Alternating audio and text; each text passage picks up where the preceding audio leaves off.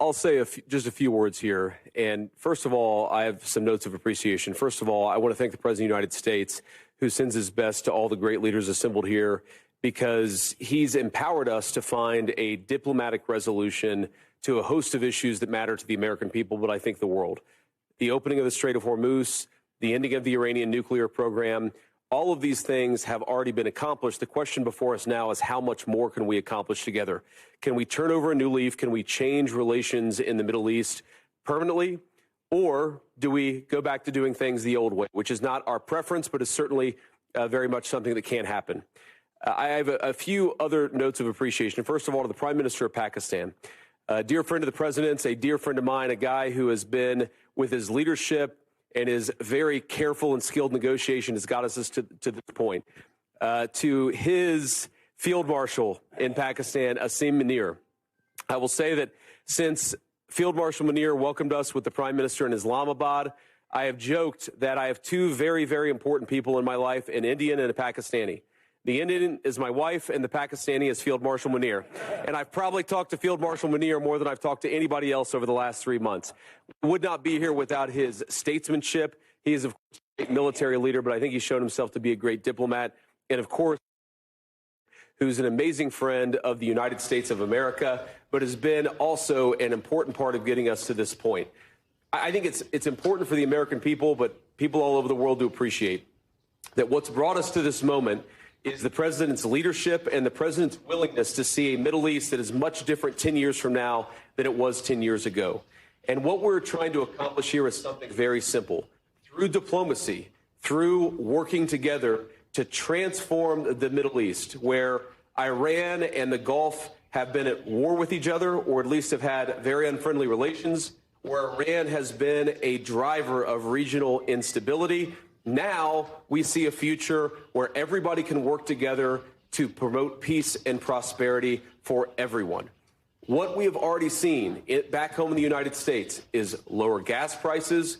We've seen the free flow of oil and gas. We've seen peace. And now we're trying to build on that to see if we can build something even better and more sustainable for the future. This is a historic meeting. Never before, outside of Islamabad and here, so outside the last few months, never before has the Iranian and American leadership met at such a high level. What the President has asked us to do is turn over a new leaf, to transform our relationship with the people of Iran and to extend an outstretched hand that says to the people of Iran that if your leadership is willing to give up being a driver of regional instability, if they are willing to give up nuclear weapons ambitions for the long term, then the United States is willing to fundamentally transform our relationship with that country. That is certainly our goal. We've already made great progress over just the last few hours, and I expect that we'll make additional progress in the hours to come. Thank you all. Is it possible just one question, Mr. Vance? The main issue is... Let Sheikh Mohammed speak, please. First of all, I would like to welcome you here, Mr. Vice President, Mr. Prime Minister, your leadership and Field Marshal leadership actually initiating that process. That's what brought us here today.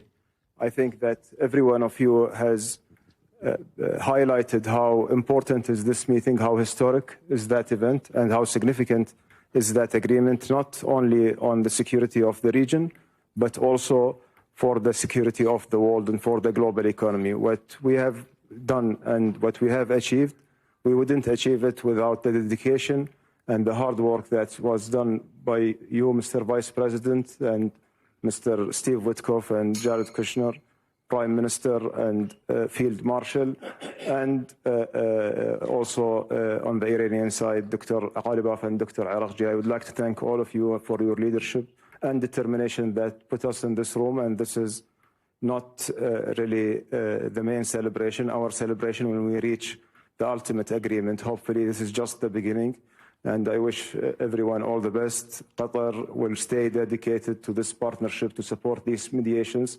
until the end, until we reach a solution.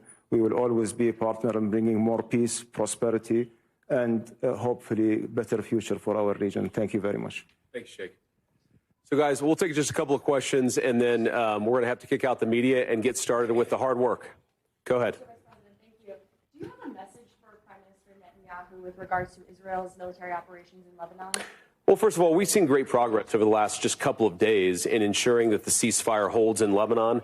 These things are always a little bit messy. If you go back to how much was happening 3 months ago and compare it to 3 weeks ago, great progress has been made.